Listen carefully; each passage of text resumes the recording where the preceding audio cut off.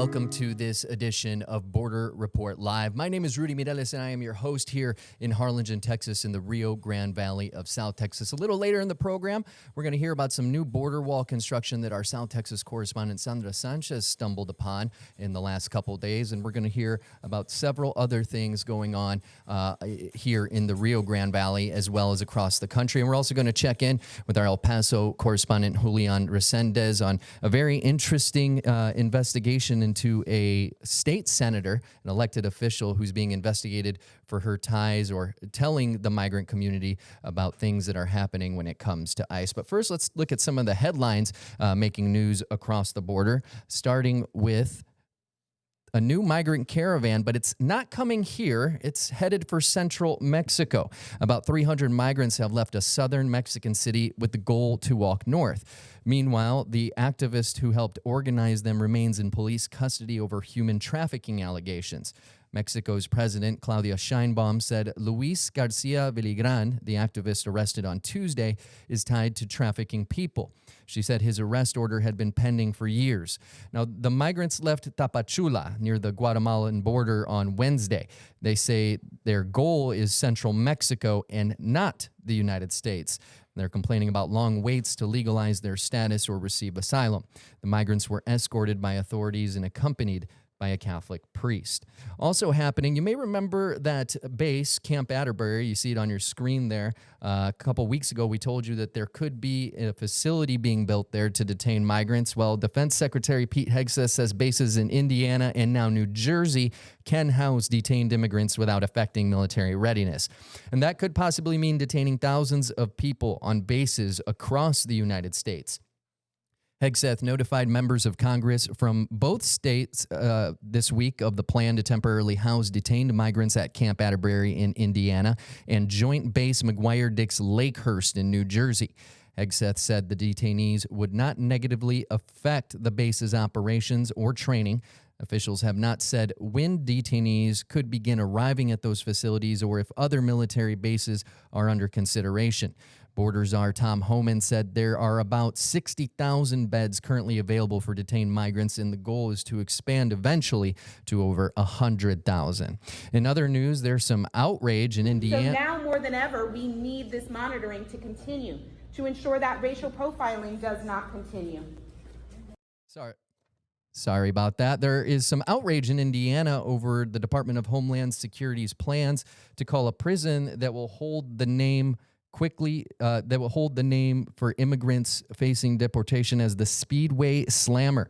That name quickly drew backlash, notably from the town of Speedway, which is an Indianapolis suburb and home to the Indianapolis 500. IndyCar officials say they were also caught off guard. In a statement, they said, quote, "We are unaware of plans to incorporate our imagery as part of the announcement," IndyCar said, asking that its intellectual property not be utilized moving forward in relation to this matter. The altered image used by DHS, which you can see on your screen there, features an Indy car with ice on the side and on the tail wing there, as well as the number 5, which is the same number as the only Mexican driver in the IndyCar series. DHS officials were not discouraged by IndyCar's criticism, saying Wednesday they would continue promoting the plan with that name. Now, bringing in now, Julian Resendez, our El Paso correspondent, because Julian, you've been following some developing news regarding an elected official that's being investigated. Fill us in. Yes, Rudy. We have an incredible story coming out of Arizona this week. Let me tell you about this lady. Her name is Annalise Ortiz. She's a former television reporter. She worked there in Harlingen, where you are. She also worked here in El Paso.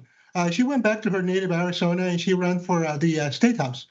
She got elected, and then a short time ago, she was elected state senator. So what she's coming under fire is because of her activism roots. She describes herself as a Latino activist, and what she did while in office just a couple of months ago was to begin alerting the community about ICE raids. And this immediately drew a rebuke from the president of the Arizona State Senate. He put out a news release saying that he has spoken to the U.S. Attorney's Office, and he wants his colleague, Annalise Ortiz, to be investigated for possible obstruction of justice. This adds to the ongoing debate in battleground states such as Arizona about immigration.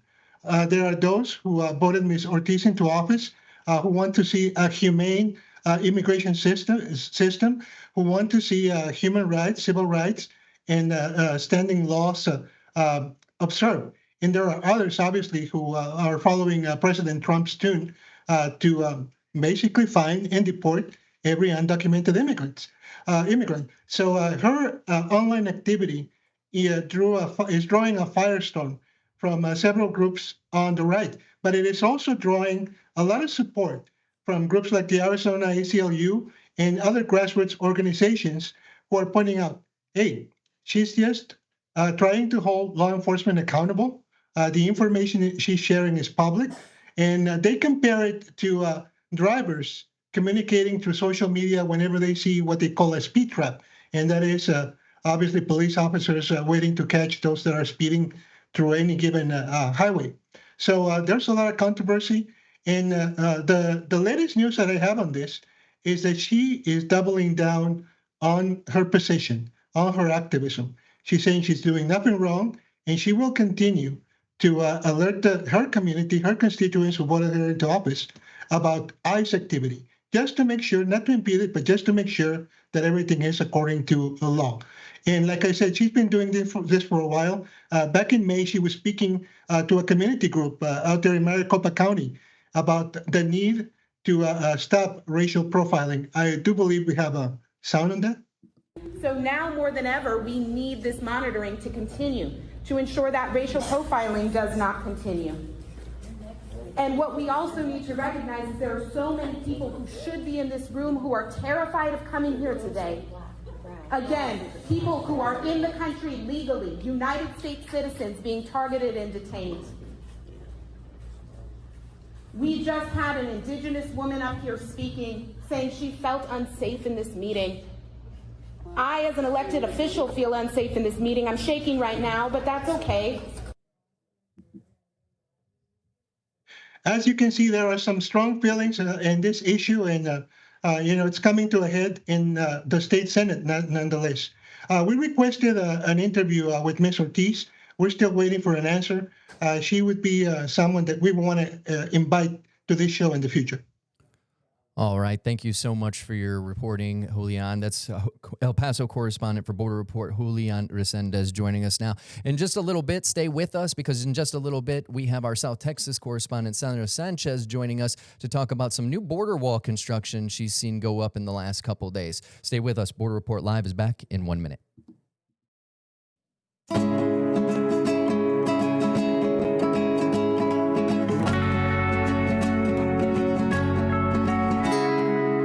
And welcome back to this edition of Border Report Live. My name is Rudy Mireles, and I am your host here in Harlingen, Texas, in the Rio Grande Valley of South Texas, not too far from the Rio Grande itself. And joining me now, speaking of the Rio Grande, I want to bring in our South Texas correspondent, Sandra Sanchez. Hey, Sandra, how you doing? Hi, Rudy. I'm great. Good, good. Now, I know you've been out and about the last couple days in the field doing some work, and you've come across some new section of border wall. Tell us a little bit about what you found. Well, you said it. I stumbled upon it. I didn't actually run right into it, but luckily I did see where crews were constructing new border barrier in Mission, kind of near where this national defense area is. The new signs went up that we talked about recently. This section is part of the 7 miles that are being built of new border wall. And there are a couple things that are really interesting about this section. There we see some construction crews from yesterday. This is the first contract issued under the new Trump administration for border barrier.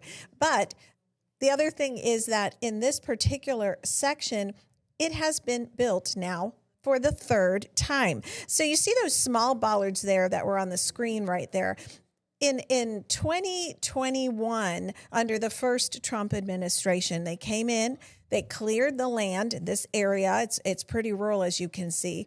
They poured concrete and they began construction, and then Trump was out of office. And so President Biden came in and he stopped border barrier construction.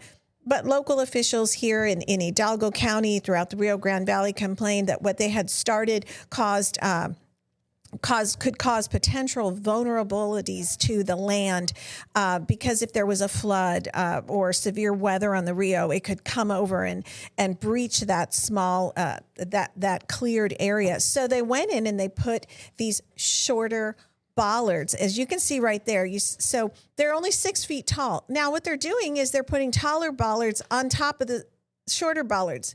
And from what I can tell, they're inserting it in between the slats. So, first time they clear the land, they put the concrete, they build the road on the side. Second time they put the small bollards. Third time, now they're putting this bollard extensions up. So a lot of effort put into this section here, and it's just west of the area that has that public boat ramp where those NDA signs are. And I think we have some video of that boat ramp. Have you been out there since you took some of this video that on your screen right there? Have you been back out there, talked to anybody about this? Visited back out there yesterday. Still don't see more signs, but actually have a scheduled ride along with the U.S. Coast Guard and going up the Rio, and I'm hoping to be able to see more of those signs, see what kind of impact it might have.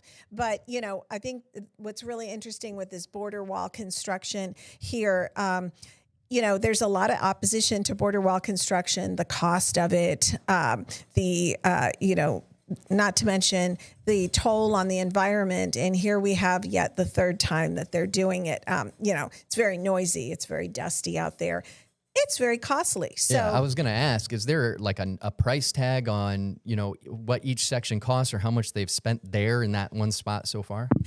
What they've spent on that one spot, I'm not sure, but I can tell you that this contract is with Granite Construction Company of California. It's for $70 million, which actually is cheaper than most border wall construction contracts are. So for 7 miles, it's only about $10 million a mile, right? Normally it's $25 to $26 million per border wall mile. But I guess, and I'm guessing, I am not on site doing this, because we know they already had the previous infrastructure built. They had the levee built. They had the border wall next to it. The caliche rock was up. They had the concrete poured. And so they're in essence, adding to it. So it's only $10 million each border mile for this area. Yeah, I was going to say, because they already had a lot of stuff pre-positioned there, so that probably helped drive down the cost. But it makes you wonder if this is going to, kind of throw off the market when it comes to border wall construction contracts.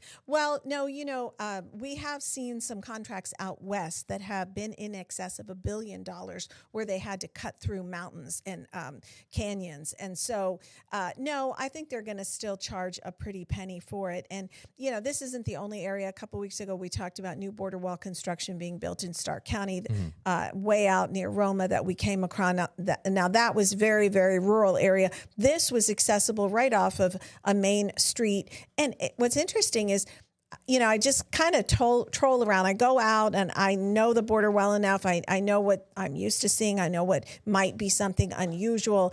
And I noticed there were a whole bunch of bollards stocked in the yard where it's a staging ground for the bollards. And for a while there during the Biden administration, they were starting to disappear because they were no longer being put there. Mm-hmm. There was no border construction. Well, they have actually built this like reinforced wall to stack more up. And I said, okay, what's going on? And so I just kind of kept driving, and that's where I came across the construction. So, and then you could see them actually moving the bollards, into position, not just hoisting them up, but, taking, I'm terrible at this terminology, but big machinery that carries the bollards, right? But they're less than 2 miles from the yard there, and the yard is full. So they are definitely preparing for a lot of construction. Now, correct me if I'm mistaken, but I seem to recall, like at the very beginning of the Biden administration, that here in the Valley, they were, stacking those bollards for that border wall construction. The construction was stopped by the Biden administration. Not all of it. Some of it continued under Biden's term in office. But some of the, you said the words that some of those bollards were disappearing. If I'm not wrong, I believe people were actually stealing some of the bollards at one point from over there. Well, there were reports of that. Certainly, it's been controversial. I can tell you that the yard is protected behind a fence with concertina wire. There's gates there. So I really don't see how people can get in and get out. And maybe at the very beginning they were doing that. But, during the Biden administration, they halted all border wall activity. Now, towards the end of the Biden administration, they waived a couple dozen environmental laws in order to start construction for a segment in Starr County that they said, this was money appropriated in fiscal year 2019. And legally, we have to build this. And so but they did it very slowly, started asking people to give them an easement. And so that's the construction that we came upon in Roma recently. Now, this segment that they're building here in Mission is with fiscal year 2021 funds. So right before President Trump left office the first time is when Congress approved this funding. And so they're saying, we've had the money, it's sitting there, we have to use it. And obviously, with the infrastructure base, they're just going for it. One of the things you had mentioned was the having those 6 foot, I guess we could call them temporary bollards up. Remedial. Some folks were saying that this could hurt the environment. It could cause flooding. Have you heard from any groups about this new construction, what they're saying about everything that's happening along there? Well, so the Center for Biological Diversity has long challenged the construction of border wall activity. This specific segment they have not challenged, but recently in the past month, they have filed lawsuits against new border wall activity out in Arizona that they say is going to threaten jaguars and other endangered species. And so, they say, quote, it cuts through sensitive ecosystems, destroys thousands of acres of habitat, causes catastrophic flooding, separates families, and impedes the cross-border migration of dozens of animal species. This is from recent court lawsuits they filed earlier this month against Homeland Security Secretary Kristi Noem to try to stop that construction out there. Honestly, I think that because this was already pretty much pre-set up that they haven't really challenged it. Yeah, it seems like a lot of those first moves that people make when something like this happens were kind of they're kind of negated in a way, since most of this the hard part was already done. Going back to the flooding. Have you heard from anybody on what kind of issues this could bring the local area there? I know here in the Rio Grande Valley, for folks that don't know, anytime we get a heavy rain, it takes a while for that water to make its way down to the Gulf of Mexico. And having we recently saw, the Rio Grande up towards, Eagle Pass, Laredo area flood up, crest over, and cause a lot of problems for folks that were nearby. Does this help that? Does that hinder it? Well, certainly local officials are saying that if you just have cleared the land and it's vulnerable to severe water flooding from the river coming up and over, and that it needed some kind of structure, which is why the Biden administration came in and did that. But what's interesting, I don't know if you picked up on that video, is that the Chimney RV Park is actually south of the river. South of the border wall that they have there. Mm-hmm. So those trailer homes are actually, in an area that will absolutely flood if we have severe weather. This will prevent it from getting, further inland to the rest of us. But right there on the river, there's a couple really popular spots. There's a Riverside Club. They launch boats up the Rio Grande. One of their famous activities is to go see the private built border wall that they have a lot of people who have come down to travel on the Rio Grande to look at that.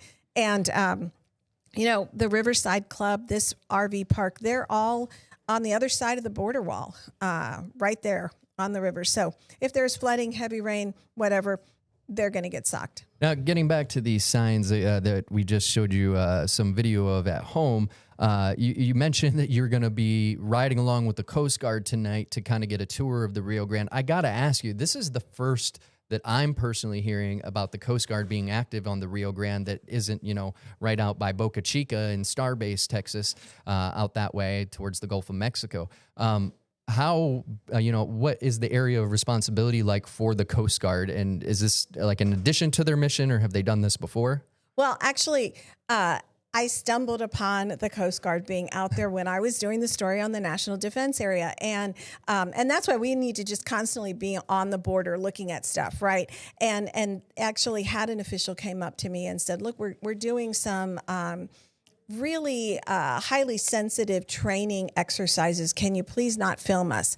And so, I told him who I was, who I work for, what I do, said I'd love to get a ride along with you all and love to showcase what you do. So I was aware at least that they are operating boats up the Rio Grande. We also asked for a tour of the Gulf. Now, actually, fingers crossed, we have an aerial tour scheduled for next week. So we'll be able to go out there and we'll come back and talk to you about not only the introduction of drugs that they find out there, but Mexican fishermen who are illegally poaching from the U.S. side. And that's a big part of what they try to stop as well. So a lot of good upcoming assignments that we can chat about. And just kind of tagging back to something Salvador Rivera showed us a couple weeks ago, those tiny little boats they're being used to smuggle migrants over on his side of the border. Those are the boats that the Mexican fishermen are using to illegally catch all our red snapper and everything right off the Texas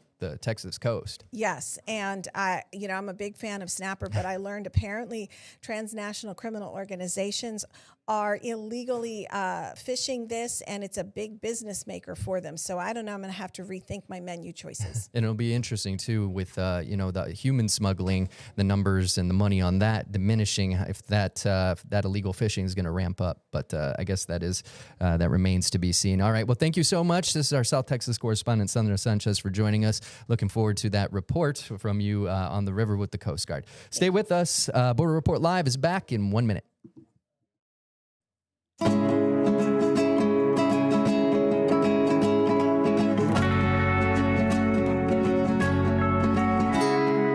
And welcome back to Border Report Live. My name is Rudy Mireles. I'm your host here in the Rio Grande Valley of South Texas. Now, in Danbury, Connecticut, an immigrant activist said he was confronted by ICE agents, get this, disguised as construction workers. As Zuri Hoffman tells us from our sister station, WTNH in Connecticut, the man says he was just trying to alert migrants of ICE presence in the community. I'm Zuri Hoffman in New Haven, Connecticut. A Danbury activist who works to alert others to ICE believes he became the target over the weekend. He was confronted by an ICE agent. The catch is that agent was dressed as a construction worker. Yeah, who are you? Yeah, I'm with federal law enforcement. Yeah, what agency? I'm with federal law enforcement. What agency?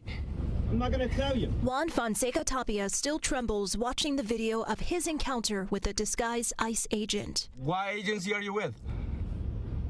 Huh? What agency are you with? None of your business. Why you following? It is my business. I am a citizen. It's really scary. Fonseca Tapia tells News 8 the incident happened here outside the St. Lawrence O'Toole Church in Brewster, New York, early Saturday, about a 10-minute drive from Danbury. Fonseca Tapia drove to Brewster after getting a call from someone reporting the presence of ICE agents in the area. Fonseca Tapia is the founder of Greater Danbury Unites for Immigrants and will go to locations where ICE is spotted to help during an encounter.